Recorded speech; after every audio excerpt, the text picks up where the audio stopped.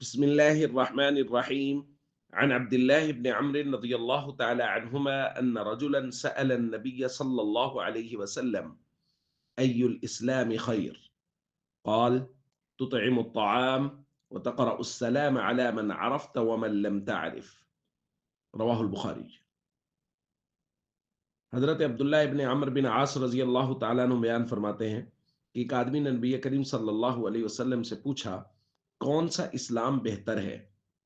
نبی کریم صلی اللہ علیہ وسلم نے فرمایا یہ کہ تم کھانا کھلاؤ اور جس کو پہچانو اس کو بھی اور جس کو نہ پہچانو اس کو بھی، سب کو سلام کرو۔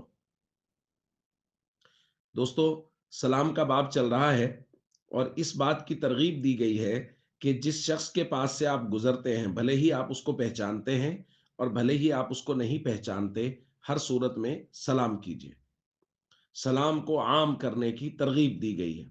حضور علیہ الصلوۃ والسلام نے ایک روایت میں ارشاد فرمایا: یسلم الراکب علی الماشی، سوار آدمی پیدل چلنے والے کو سلام کرے، والماشی علی القاعد، پیدل چلنے والا بیٹھے ہوئے کو سلام کرے، والقلیل علی الکثیر، اور جو تھوڑے لوگ ہیں وہ زیادہ لوگوں کے پاس سے گزریں تو ان کو سلام کریں۔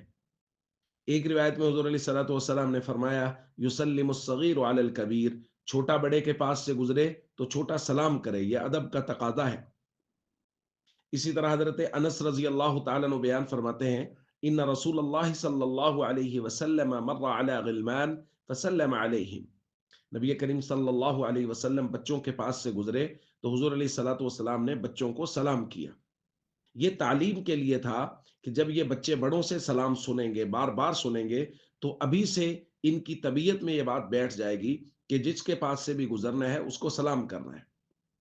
تو نبی کریم صلی اللہ علیہ وسلم کی ان تمام تعلیمات سے ہمیں یہ بات معلوم ہو رہی ہے کہ سلام کو جس قدر ہو سکے عام کریں، اور جس سے بھی ہماری ملاقات ہو اس کو ضرور سلام کریں۔